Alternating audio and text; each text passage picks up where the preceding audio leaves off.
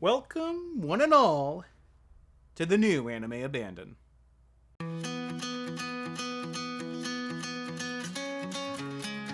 Shut the door. Slap that booty with the Galoo Glamorizer! Killer bees and fire ants are coming to kill you. The new Kablanko Turbo Dart Cannon. Next on Flopsy, the friendly frog. My deadbeat deceased husband. Next on Six and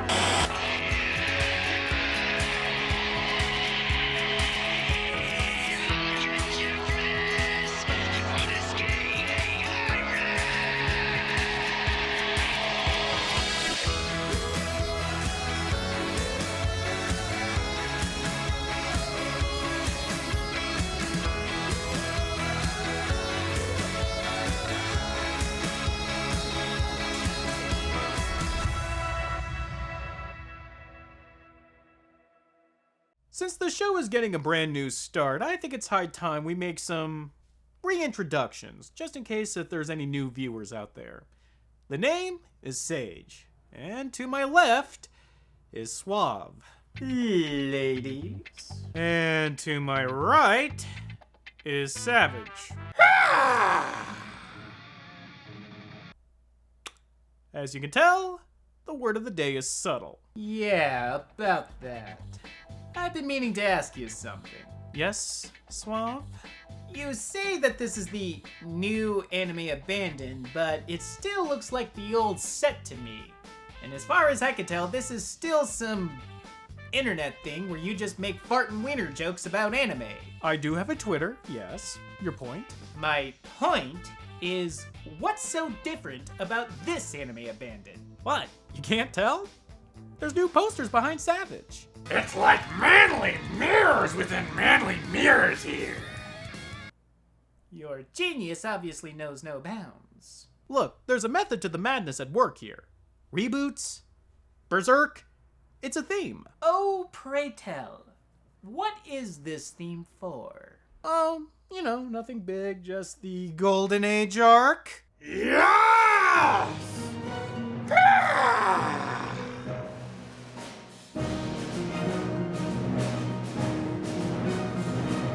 If you have been following me for a while, then you know that Berserk is one of my favorite anime of all time, which of course has led to a lot of people asking me over the years what my thoughts were on the Golden Age arc, a series of 3 films detailing what is probably the most iconic arc of the manga's existence. To which my answer has always been, never seen them, because I've already seen them. I suspect that it's a common sentiment shared by those who have been around the block before, but then I remembered that this is anime we're talking about where remakes, reboots, and reimaginings have been the norm for a lot longer than it may seem like, thanks in no small part to their recent resurgence. But make no mistake, the anime industry has always been one to recycle content. Hello Galaxy Express 39, hello Fist of the North Star, hello pretty much every other anime I've ever reviewed. Today, remakes are practically a dirty word, brought about by years of seemingly endless parades of films that neatly trudge in the exact same footprints left by the film before it, with little else to distinguish themselves. Look, not for nothing, but when the best that a film can do to separate itself from the original is the claim that it's live action, I believe we have reached a point where artistic merit is beyond an afterthought. But with anime, reboots and the like serve an underlying and somewhat depressing purpose that its mainstream Hollywood counterpart cannot claim. But let's tap the brakes here for a moment and catch everyone up. What is Berserk exactly, and why is it one of my favorite anime of all time?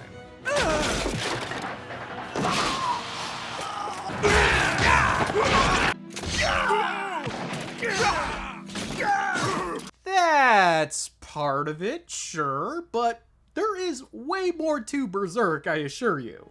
For a more detailed explanation, you can always look up my episode on the original television series, but for a short recap, Berserk Swordwind Tales, which was the original 1997 title for the series when it came out, is the story of a wandering soldier named Guts, who has been the victim of betrayal by a man who he was able to call his closest friend, Griffith, all through the backdrop of a bloody war that has ravaged the country known as Midland. It's a story of brutality, ambition, friendship, sacrifice, and fate. And the way the series was able to tell its story through such an obviously minimal budget is truly commendable. Farewell.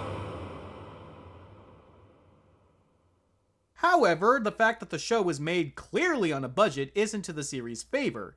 It can be beautiful and touching, yes, but it can also be distracting. Kill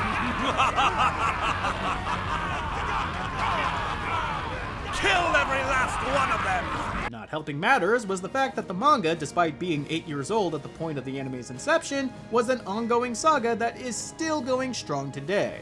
And if you don't know the pitfalls of trying to make an anime adaptation out of an unfinished manga, just look up the scene from Gintama to save us both some time. The series was boiled down to its barest essentials, not even having the money for a full 26-episode run, which was the norm at the time, instead having a 25-episode season. So, seeing as how there was no promise that they could make a second season, the decision was made to keep the series as insular as possible, leaving out details, plot points, and characters that would go on to have a more prominent role afterward in the manga. And thus, credence was given to the mother of all non-responses to any anime's criticism: read the manga! Yes, character motivation and plot lines are often better explored in the original source material, but that doesn't stop the anime from which it was derived from to be nonsensical or just bad. Besides, it smacks of a self-defeatist attitude that only reinforces just how terrible the anime is. If you're suggesting to somebody who was disappointed with the anime that they read the manga instead, simply because you want them to experience the story in the best medium possible, well, that's a noble attitude to have, but chances are, if they wanted to experience the story as a manga, they would have read the manga, not watched the anime. Still, in the case of Berserk, I wasn't miffed at all with its departures from the source material. Better a series stray away from the manga if it means it can tell its version of the story in a more encapsulating and complete way, or to avoid headaches. Considering how the series started and where it went, there was no way the original TV series could have concluded without any loose ends. Not without going completely off the reservation anyway. With what they had and the story guidelines they were given, I believe they did their absolute best. And that best wound up being one of my favorite anime of all time. But the big wheels of the anime industry keep on turning, and a popular franchise with only one anime to its name won't be by itself for long. Hence, the remake films. 15 years after the series concluded, Studio 4 Degrees Celsius, so named because that's the point water is at its densest, produced and animated 3 films, retelling the events of the TV series, which are collectively known as the Golden Age arc. Having previously worked on such beautifully animated projects like Memories, Spriggan, and Debutante Detective Corps, odds were pretty spot on that these new movies were going to give the story a much desired and appreciated facelift. Hey, wait for the...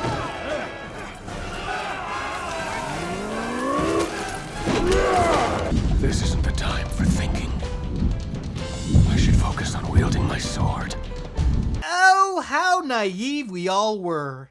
Let's not beat around the bush. The one striking thing about the films, which would also sadly herald the ways of anime production to come, is its overly abundant dependency on CG. Back in 2012, the notion of creating anime like Pixar sounded like an interesting prospect, a tool to help realize scenes that would otherwise be too time-intensive and expensive to do by hand.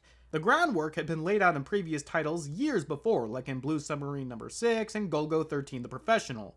But if there was one singular project that would popularize and usher in the anime industry's use of CG, it's the Golden Age arc films. For good, and certainly for bad.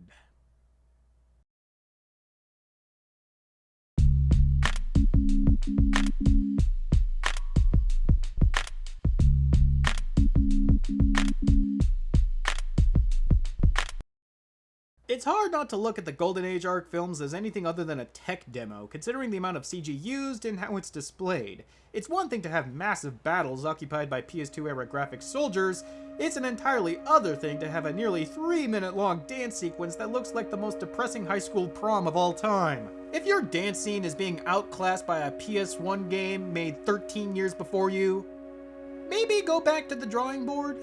It might seem that I'm being unfair to the movie since I'm harping on the visuals pretty hard, but when you think about what the original series managed to accomplish with what little they had, and then you see the hot mess that is the remake movies, it just leaves you depressed. The series overcame its limitations and was able to have genuinely moving and beautiful moments using only a still frame and a panning shot, relying on the actors' performances and choice use of Susumu Hirasawa's music to be effective. Stupid.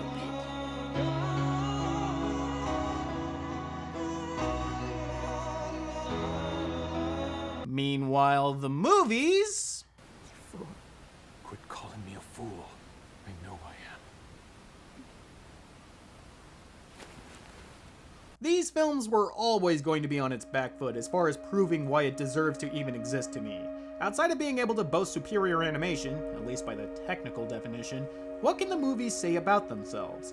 We already had an anime telling of this particular moment of the saga. Why are we going back to the well again? Especially if it's only going to wind up being even more distilled and truncated. For all that the series had to leave out because of time constraints, it was still able to stretch and breathe and take its time where it needed to. Conversations and asides happen all the time in the series, and through these moments we get a more enriching sense of the characterization from both Guts and Griffith's men. The decision to leave that Guts makes, the one that eventually leads to the downfall of Griffith and ultimately to the massacre at the Eclipse, was built upon by episode after episode of Guts coming to terms with what he wants and what he can't get while being under Griffith. To say nothing of the importance of these scenes as far as the plot is concerned, these moments also color and detail the minor characters around him. If he grants me anything, then it's his to give and not my own. Now you sound like a goddamn woman! But with the films, it just feels like they were entirely concerned about getting to the Eclipse, barely paying lip service to the important moments of character motivation to get there, if not ignore them entirely. One of the more egregious examples of this is the relationship between Griffith and Genin at the Battle of Doldry.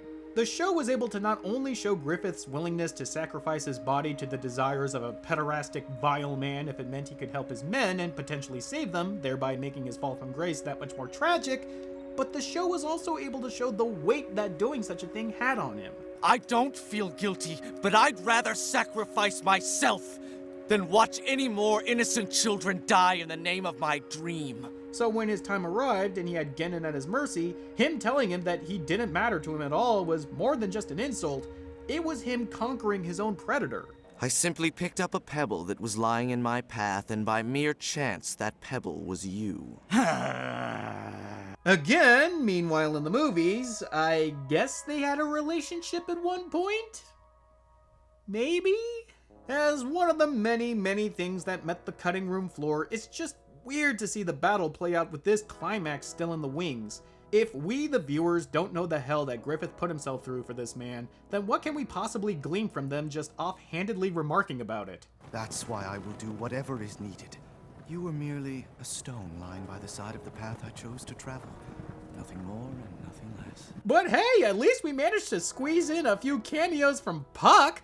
Lord knows what was missing from the anime series was this pain in the ass. In a way, it's kind of unfair to compare the show and the movies when it comes to what both had to omit, because while the films have the advantage of 15 years of technological advancement and a more stalwart and established fan base to necessitate a bigger budget, the series had time. The movies are barely over an hour long each, resulting in a total runtime of around 4 hours. The series is over double that, and even there it had to change and prune away to make itself fit that time limit. The show had to alter scenes and moments to keep the story on rails and as self-contained as it could, stretching its budget all the while doing it. The films had more money, sure, but even less space to tell itself, and instead of trying to make it work with the amount of time they had, they left out even more for the sake of keeping it faithful, ostensibly cutting its own nose to spite its face. Which begs the question, if you have to keep chipping and cutting away at the source material to make a movie faithful to the source material, can you really call it faithful? So, if the movies look worse, as far as the CG is concerned, and the story is told worse, then what can it say for itself? What do the films have that the television series doesn't have? Well, that question's easy to answer. If you wanted to, you could watch the movies right now. We've talked about the tumultuous nature of the anime licensing industry many times before, but it will always bear repeating just how downright complex, tenuous, and fragile the business can be. Giants of the industry that have long remembered and loved properties can disappear within a scant few years, leaving those same properties blowing in the wind where no one can see them. And despite the best efforts of today's standing companies rescuing the anime of yore from being distant memories, there will always be more that are left behind than not. And even then, with the swelling bubble of online streaming set to burst at any moment, who knows if these companies can keep these anime from being forgotten or not. We might be able to watch Trigun at this very moment on Crunchyroll and Funimation now, but can we be able to say that 5 years from now?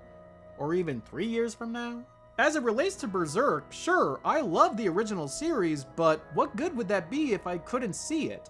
And not everyone has the patience or the money to go and scour the internet to find a free-floating copy on Amazon or eBay. Well, there are other options. Only as a last resort, Suave. And you know what? That might not be an option forever either. So with the absence of a readily available television show, the fact that these movies exist at all for people to watch and enjoy is a net positive, no matter how you try and look at it. That they're clearly inferior to the show is just a sad fact of life. But while these films do a good job in keeping the name and the memory of the series firmly within the public consciousness, in the age of Google and search engine optimization, they can be their own worst enemy. How many times have you looked up an anime that has had a reboot only to be shown results for the reboot? So now you have to specify which version you want to look up with the year it came out. And that's if you know it offhandedly, or even if you are aware of it at all. And that's if you're able to dodge your way through a number of ads and links trying to get you to watch a legal streaming service version of the reboot, a service that sadly lacks the original anime more often than not. This current generation of otaku all use sites like Google or My Anime List or Anime News Network to find out what's coming down the pipeline. And all of these sites prioritize the new stuff, because anime as an industry thrives off the new. Because anime has always been a young man's game. How many JoJo fans that hopped on the train at Stardust Crusaders were completely unaware of the OVA's existence, never mind see it? How many kids who punched their way through Baki on Netflix have never heard of the original 90s OVA? If they don't know it exists, how would they even know to look it up? And this is where I find myself struggling when it comes to the current climate as far as anime reboots are concerned. It's getting harder and harder to find other people who remember what you remember. Art, no matter its origin or its context therein, has always had a disposable nature to it. We don't like thinking about how delicate this knowledge can really be and how it can easily be lost to the sands of time and public disinterest. And with the erratic and attention deficit-laden internet age we find ourselves in, even the knowledge we've secured can be lost in the details of accumulated trivia. But that just means holding on to the memories of the past and the passion and work that went into the art that formed those memories have to be held on that much more dearly and expressed that much more loudly. Anime Abandon hit a crossroads a few months back, what with YouTube altering its content ID algorithm to be even more strict. And chances are, it's only going to get more strict from here on out. But for as long as I'm able to, I will keep making Anime Abandon, because no matter how bad an anime is, no matter how bad anything is, nothing deserves to be forgotten. Reboots as a practice are here to stay, and while it's far from a perfect system, they do offer the chance for younger viewers and people new to the fandom to experience a story that would otherwise go unheard. I may find the Berserk films to be underwhelming and entirely misdirected, but that's only because I have the benefit of seeing what a Berserk anime could truly be. And I suppose at the end of the day, I feel like a chance is better than no chance at all. I just hope that curiosity might compel some people out there to seek out Sword Wind Tales, if they can. It feels good to be back. And you know what? I want to keep feeling good. So for next episode, let's take a look at a film that perfectly encapsulates the life of a celebrated director. Till next time.